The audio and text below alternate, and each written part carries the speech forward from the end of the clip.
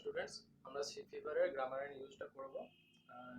এক্সারসাইজগুলো already আমি গ্রুপে দিয়ে দিয়েছি, আগে নিজেরা করে নাও, তারপরে উত্তরগুলো মিলিয়ে নাও।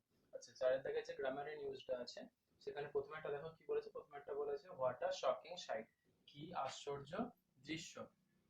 আচ্ছা, অ্যাসার্টিভ এটা এটা আছে এক্সক্লেমেটরি ফর্মে, মানে এক্সক্লেমেটরি সেন্টেন্সের উদাহরণ। এটা শেষকালে এক্সক্লেমেটরি মার্ক আছে, মানে এটা এক্সক্লেমেটরি সেন্টেন্স, এটাকে অ্যাসার্টিভ করতে বলেছে। যখন এক্সক্লেমেটরি সেন্টেন্সকে অ্যাসার্টিভ করতে বলবে তখন প্রথমে একটা জিনিস দেখে নেব, সেটা হচ্ছে যে কোনটাকে বলা হয়েছে, কোন বিষয়টাকে বলা হয়েছে। হোয়াট আ শকিং সাইট, কি আশ্চর্য দৃশ্য। এখানে শকিং জিনিস কোনটা? দৃশ্যটা, সাইটটা।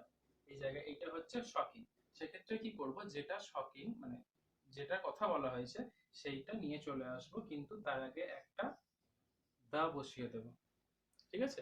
তাহলে যখন অ্যাসার্টিভ থেকে আমাকে এক্সক্লেমেটরি থেকে অ্যাসার্টিভ করতে বলছে তখন প্রথমে আমি দা বসাচ্ছি, তারপর যার সম্বন্ধে বলা হয়েছে সেটা বসাবো। তাহলে হয়ে গেল আমার দা সাইট। এক্সক্লেমেটরি থেকে অ্যাসার্টিভ করব যখন, টেন্স কিন্তু সবসময় প্রেজেন্ট টেন্স হবে। এখানে যেহেতু সাইট একটা আছে সেহেতু প্রেজেন্ট টেন্সে বসছে is. The sight is shocking আছে, সেটা হয়ে যাবে very shocking, full stop. Assertive সেন্টেন্সে ফুল স্টপ হবে, এক্সক্লেমেটরি মার্কটা হবে না। আচ্ছা, তাহলে দেখো কি নিয়মটা, এখানে হোয়াটটা চলে যাচ্ছে, এখানে আর্টিকেলটা চলে যাচ্ছে, আর্টিকেল ডেফিনেট আর্টিকেল বসে যাচ্ছে, সাইটের আগে দ্য।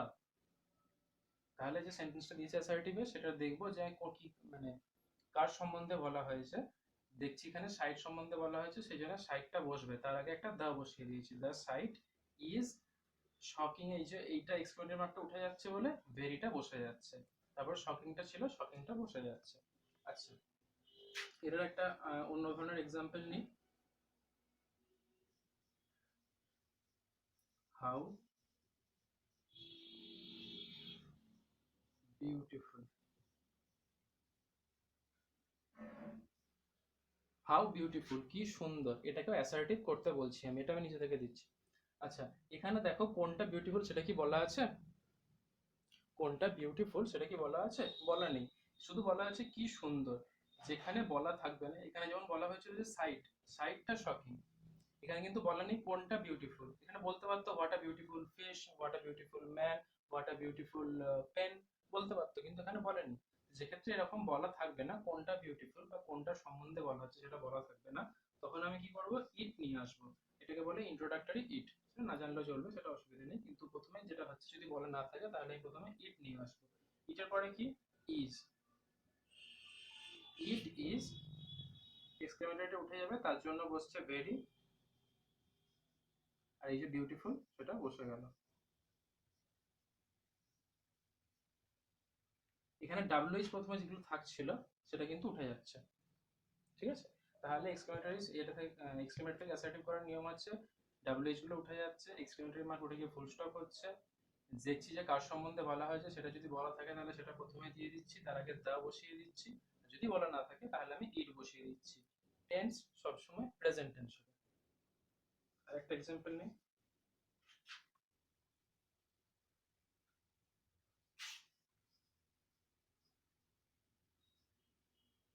সরি,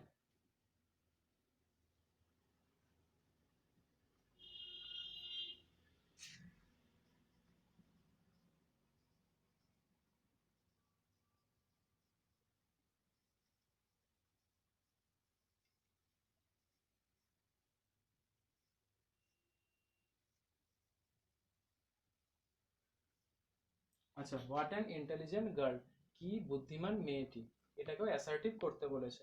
ঠিক আছে? আচ্ছা, এখানে ইন্টেলিজেন্ট কাকে বলা হয়েছে? মেয়েটিকে, গার্ল। তাহলে কি করব, দেখো একদম এই নিয়মই, প্রথমে দা বসিয়ে দিচ্ছি, দায়ের পরে ইন্টেলিজেন্ট কাকে বলা হয়েছে, এখানে শকিং কাকে বলা হয়েছিল, সাইটকে, ইন্টেলিজেন্ট কাকে বলা হয়েছে, গার্লকে, গার্ল। টেন্স কি হবে, প্রেজেন্ট টেন্স। প্রেজেন্ট টেন্সে ইজ হবে না, আর হবে না, এম হবে। এখানে গার্ল আছে, গার্লের সঙ্গে যেহেতু একজন আছে সেহেতু ইজ বসলো। আচ্ছা, ইন্টেলিজেন্ট এক্সক্লেমেশন, এক্সক্লেমেটরি মার্কের জন্য কি বসবে, ভেরি, তারপরে ইন্টেলিজেন্ট।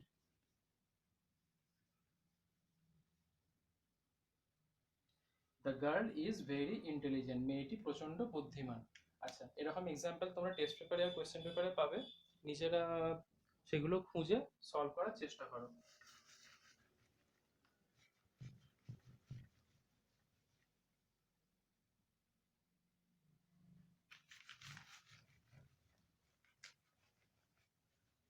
আচ্ছা, তারপরের এক্সাম্পলটা কি আছে দেখো, মানে যেটা করতে দিয়েছে সেটা কি আছে, I am sure of his success.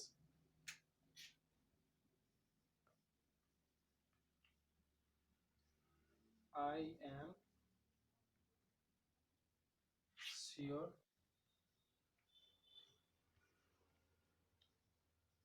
of his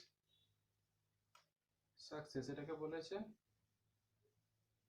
complex sentence করতে। I am sure of his success, আমি তার সাফল্য বিষয়ে নিশ্চিত।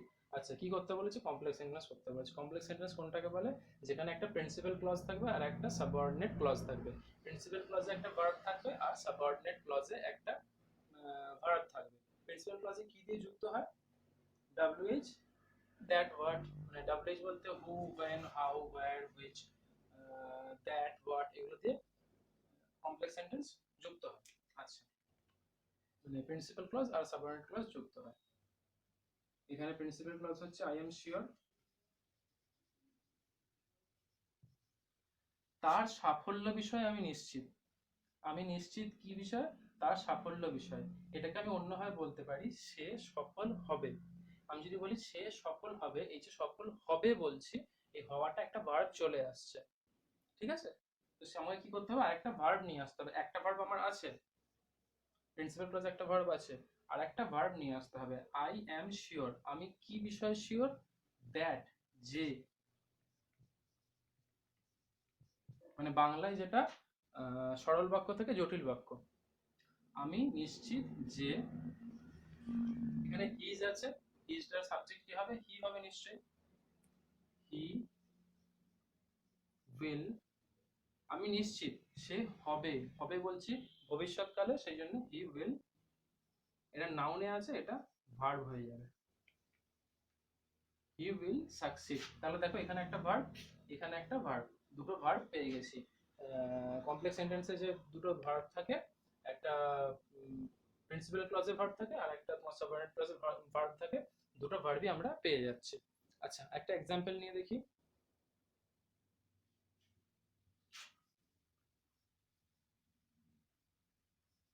she does not know the man, এটাও কমপ্লেক্স করছি। she does not know the man, সে মেয়েটি মানুষটিকে চেনে না।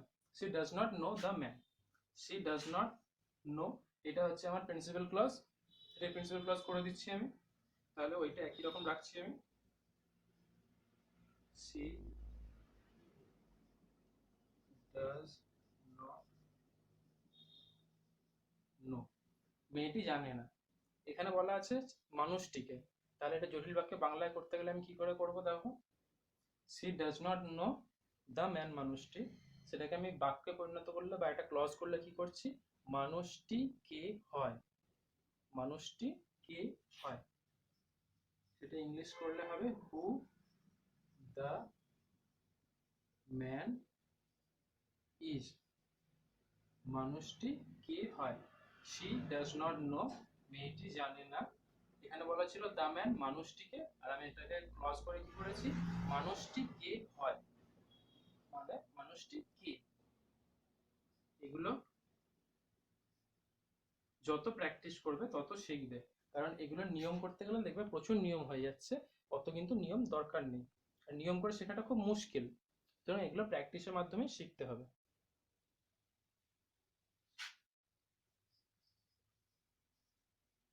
The old man standing, the old man standing at the, আচ্ছা,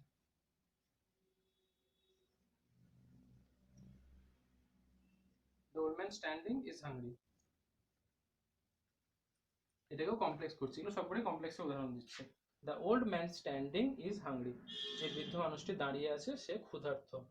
দ্য ওল্ড ম্যান স্ট্যান্ডিং, দাঁড়িয়ে থাকা, আচ্ছা বাংলাটা হচ্ছে দাঁড়িয়ে থাকা বৃদ্ধ ব্যক্তিটি ক্ষুধার্ত। দাঁড়িয়ে থাকা বৃদ্ধ ব্যক্তিটি ক্ষুধার্ত।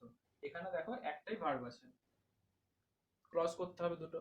তাহলে আমি এরকম করে বলতে পারি, যে বৃদ্ধ লোকটি দাঁড়িয়ে আছে সে ক্ষুধার্ত। সেটাকে করলে হবে the old man, the old man, সেই বৃদ্ধ লোকটি যে দাঁড়িয়ে আছে, who is standing. The old man, দেখো তারপরে দেখো অ্যাডজেক্টিভ ক্লজ মানে রিলেটিভ ক্লজে কি হয়েছে, নাউনের পরেই হু বসে গেছে। দ্য ওল্ড ম্যান, যে বৃদ্ধ লোকটি যে দাঁড়িয়ে আছে, হি ইজ হাংরি, সে ক্ষুধার্ত। এখানে আলাদা করে হিটা দিচ্ছি না কারণ সাবজেক্টটা একবারই হয়ে গেছে। এটার ইজ হাংরি সাবজেক্ট হচ্ছে দ্য ওল্ড ম্যান, আর হু দিয়ে করে দিয়েছি বলে ইজ স্ট্যান্ডিংটারও সাবজেক্ট হচ্ছে দ্য ওল্ড ম্যান। এটা রিলেটিভ ক্লজের বৈশিষ্ট্য, সাবজেক্ট একই থাকে। ঠিক আছে, একবার দেখো।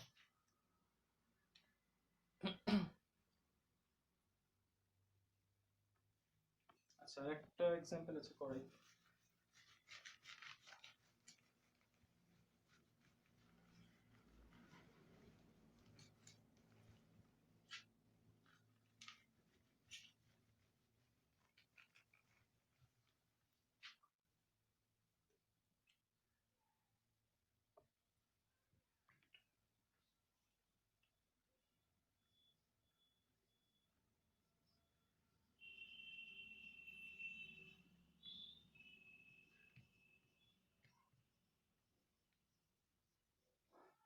এটাকে বলছি কমপ্লেক্স করতে।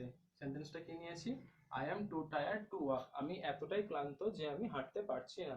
আমি হাঁটার জন্য প্রচন্ড ক্লান্ত, আমি হাঁটার জন্য প্রচন্ড ক্লান্ত। I am two tired to walk, আমি হাঁটার জন্য প্রচন্ড ক্লান্ত। কি দিয়ে যোগ করেছি দেখো, টু টু। টু টু থাকলে চোখ বন্ধ করে কি করতে বলেছিলাম ক্লাসে, so that, I am so tired, আমি এতটাই টায়ার্ড যে আমি হাঁটতে পারছি না। I am so tired that I can not walk. এটা হচ্ছে কমপ্লেক্স সেন্টেন্স। কি করে কমপ্লেক্স সেন্টেন্স হচ্ছে দেখো, প্রথমটাতে আমার একটাই ভার্ব ছিল টায়ার্ড, এখানে ইনফিনিটিভ আছে টু ওয়াকে, এখানে সেন্টেন্স সেন্টেন্সে কি আছে, এখানে প্রিন্সিপাল ক্লজ হচ্ছে I am so tired that I can not, can নটটা হচ্ছে তোমার that I can not walk, এটা হচ্ছে তোমার সাবঅর্ডিনেট ক্লজ। এটা একটা ভার্ব, এটা একটা ভার্ব, দুটো ভার্ব আছে একটা সেন্টেন্সে, এবং তোমার ক্লজ দিয়ে দুটো ক্লজে পরিণত হয়েছে, সেই জন্য প্রিন্সিপাল ক্লজের সাবঅর্ডিনেট ক্লজে পরিণত হয়েছে, সেই জন্য এটা হচ্ছে কমপ্লেক্স সেন্টেন্স। আচ্ছা এরপরে 3 নম্বরটা দেখি, 3 নম্বর মানে শেডটা।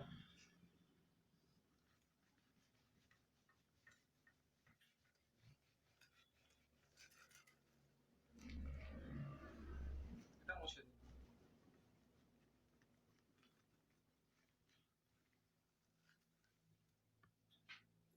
আচ্ছা 3 নম্বরটা আছে Snigdha. Snigdha is not only wise but also brave.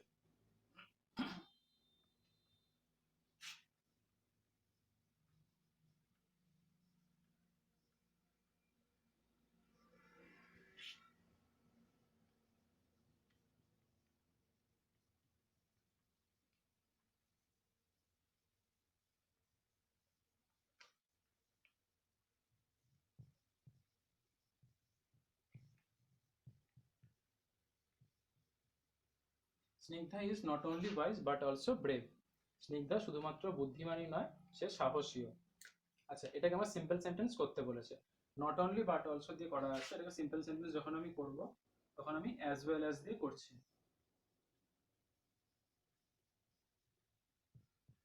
Snigdha is wise as well as brave. Snigdha বুদ্ধিমানও আর সাহসীও। আচ্ছা, এটাকে অন্যভাবে কি করা যেত? Besides being wise Snigdha is brave. Beside being beside beside being wise বুদ্ধিমান হওয়ার পাশাপাশি স্নিগ্ধা ইজ ব্রেভ, স্নিগ্ধা সাহসী। আচ্ছা, কমপ্লেক্স সেন্টেন্স বা কম্পাউন্ড সেন্টেন্স বা দুটো বাক্য যদি আলাদা করে দেওয়া থাকে, সেটাকে সিম্পল সেন্টেন্স করার নিয়মগুলো পাসিং অ্যাওয়ে অফ বাপুর এক্সারসাইজে কিন্তু করানো আছে, মানে দেওয়া ছিল, সেগুলো স্কুলে অলরেডি ক্লাসে করিয়ে দিয়েছি।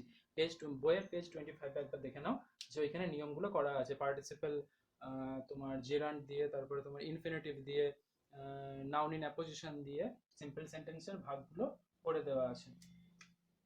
আচ্ছা, ওইগুলো কিন্তু মনে রাখতে হবে।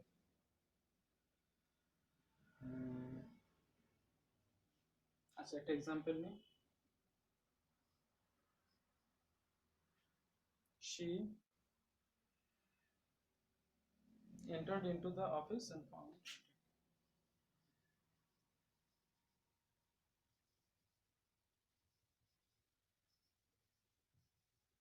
she entered and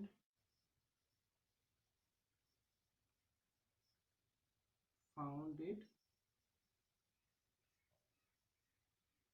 empty।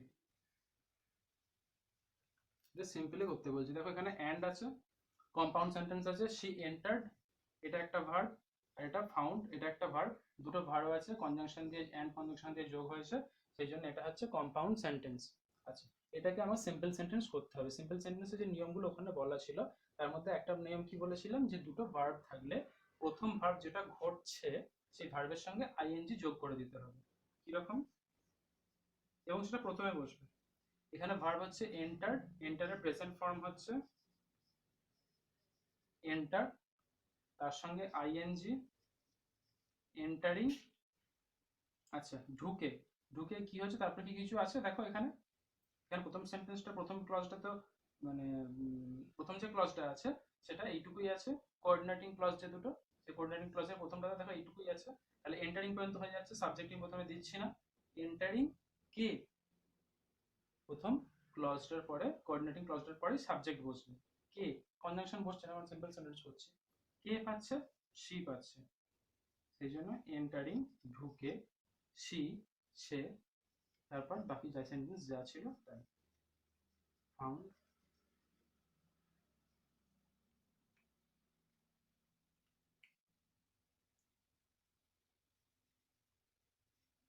ইট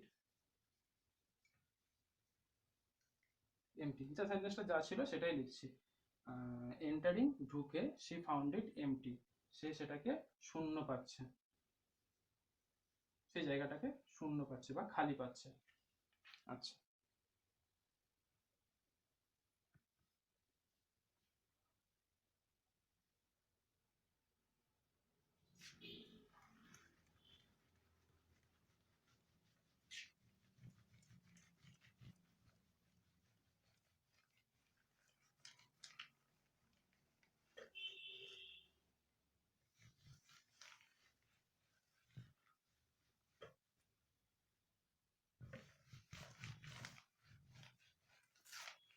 একটা এক্সাম্পল নিই।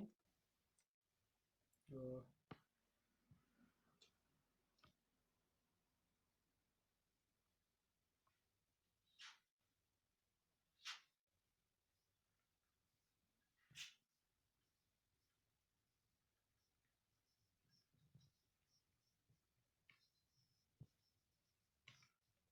হি ইজ ইন্টেলিজেন্ট, ছেলেটি হয়, এখানে সে, ছেলেটি, সে হয় বুদ্ধিমান।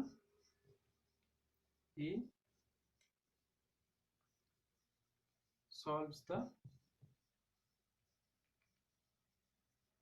প্রবলেম।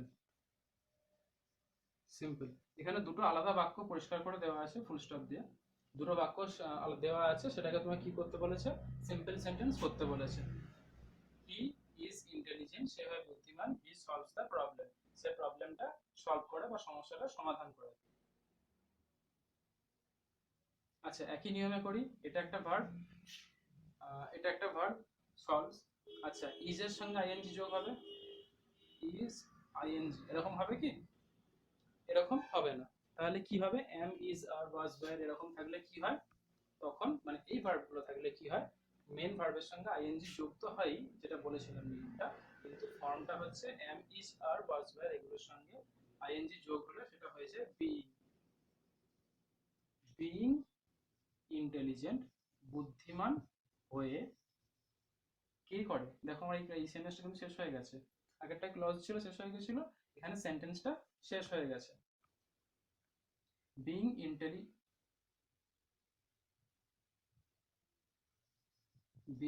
ইন্টেলিজেন্ট কে, হি, দুটো ক্ষেত্রে হি আছে, সেই জন্য হিটাই বসাচ্ছি। হি, বাকি সেন্টেন্স যেরকম ছিল তেমনি বসিয়ে দিচ্ছি। এই সেন্টেন্সটা সলভস দ্য প্রবলেম।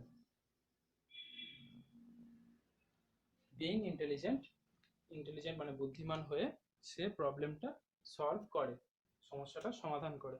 আচ্ছা, আর একটা এক্সাম্পল দেখি।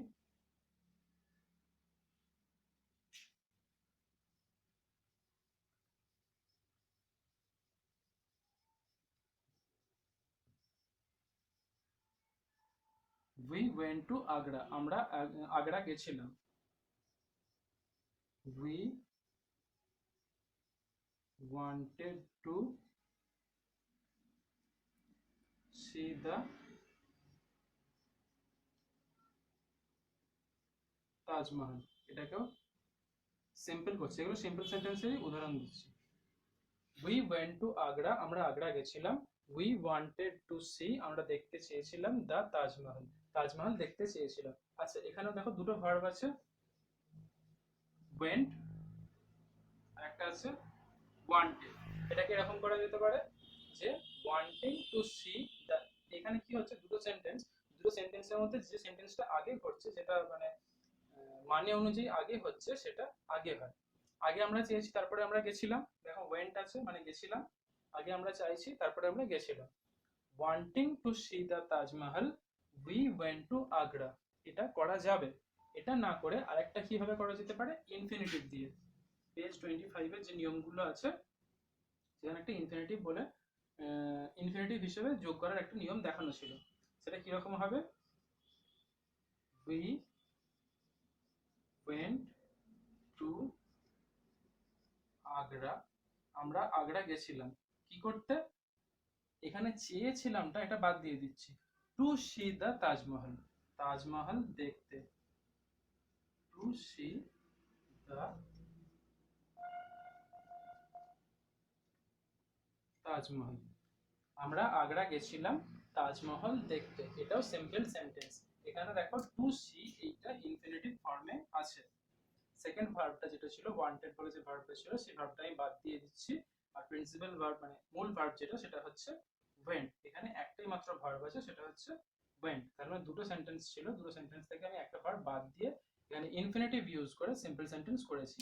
আর এখানে আমি কি করছিলাম, এখানে আইএনজি মানে প্রথম ভার্বের সঙ্গে যেটা আগে ঘটছে, যে সেন্টেন্সটা আগে ঘটছে সেই সেন্টেন্সের সঙ্গে আইএনজি যোগ করে দিচ্ছিলাম। ঠিক আছে। আচ্ছা, এইগুলোই মোটামুটি গেল তোমাদের এক্সাম্পল।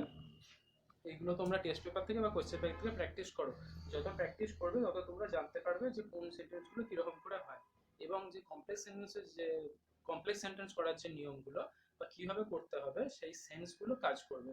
কখন নাউনটা ভার্ব হিসেবে পরিবর্তন হয়ে যাবে, কোথায় হু বসবে, কোথায় দ্যাট বসবে, কোনটা নাউন ক্লজ হবে, কোনটা তোমার রিলেটিভ ক্লজ হবে, এগুলো তত তাড়াতাড়ি শিখতে পারবে। সুতরাং তোমরা প্র্যাকটিস করো যে কোনো জায়গা থেকে। এই ট্রান্সফরমেশন অফ সেন্টেন্স, এগুলো ট্রান্সফরমেশন অফ সেন্টেন্স বলে, এগুলো মাধ্যমিকে আসে, তো এইগুলো প্র্যাকটিস করো। ঠিক আছে, বেশ আজকে এইটুকুই থাক, পরের দিনকে ক্যাটটা শুরু করছে। আর হ্যাঁ, এইটুকুই, বেশ ঠিক আছে, পরের ক্লাসে দেখা হচ্ছে, সাবধান থাকো।